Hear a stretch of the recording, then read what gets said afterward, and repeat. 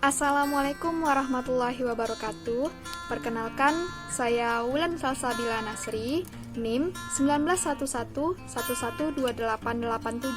Saya mahasiswi keperawatan dari kelas A 2019-1 dengan kelompok 3 mata ajar KPK 4. Di sini, saya akan menjelaskan mengenai manajemen pertolongan pertama pada kecelakaan di lingkungan kerja.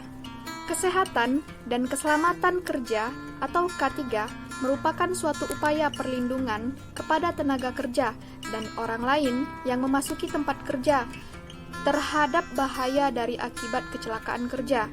Tujuan dari K3 ini adalah mencegah, mengurangi, bahkan menihilkan resiko penyakit dan kecelakaan akibat kerja atau KAK, serta meningkatkan derajat kesehatan para pekerjanya sehingga produktivitas kerja menjadi lebih meningkat. Pencegahan dari kecelakaan kerja dapat dilakukan dengan yang pertama, pengamatan resiko bahaya di tempat kerja. Yang kedua, pelaksanaan SOP secara benar di tempat kerja. Yang ketiga, pengendalian faktor bahaya di tempat kerja. Yang keempat, peningkatan pengetahuan tenaga kerja terhadap keselamatan kerjanya. Dan yang kelima, pemasangan peringatan bahaya kecelakaan di tempat kerja. Selain itu, upaya pencegahan kecelakaan kerja juga perlu disediakan sarana untuk menanggulangi kecelakaan di tempat kerja, seperti penyediaan P3K, penyediaan peralatan, dan perlengkapan tanggap darurat. Pertolongan pertama pada kecelakaan atau P3K adalah bantuan dan perawatan sementara yang dilakukan untuk korban kecelakaan di tempat kerja, menggunakan peralatan yang sederhana sebelum korban mendapatkan bantuan yang sempurna. Meski hanya menggunakan peralatan yang sederhana, P3K bisa menjadi salah satu solusi untuk memberikan bantuan dengan cepat dan tepat.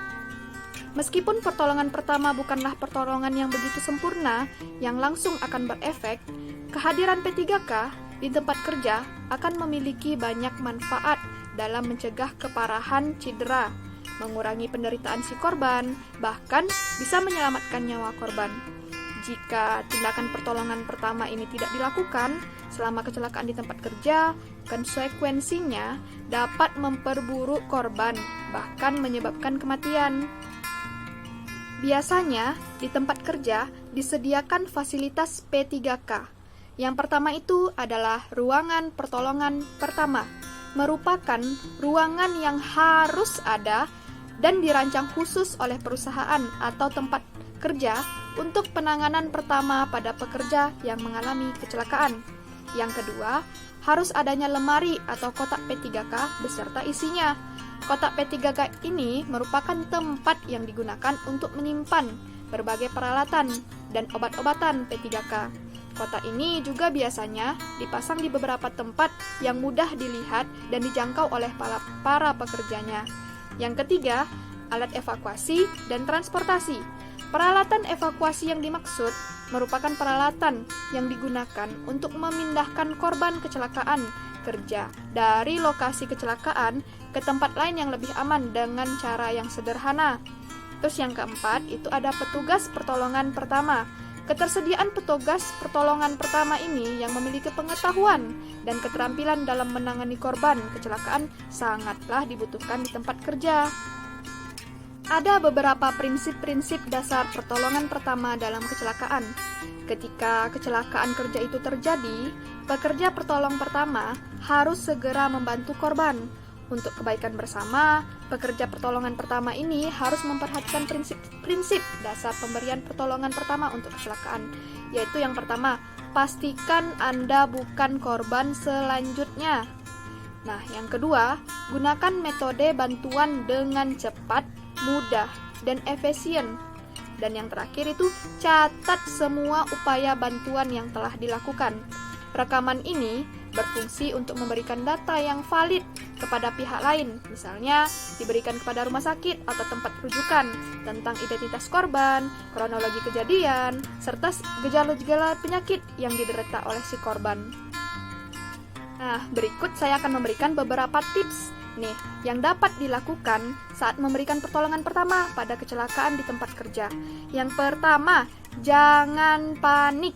Nah, yang kedua, jauhkan korban dari kecelakaan-kecelakaan selanjutnya. Yang ketiga itu, perhatikan pernafasan korban, detak jantungnya, pendarahannya, atau tanda-tanda syok yang lainnya. Terus yang keempat, jangan memindahkan korban dengan tergesa-gesa. Dan yang terakhir, segera rujuk ke pusat medis terdekat. Pertolongan pertama ini, pada kecelakaan, itu prinsipnya adalah bantuan sementara.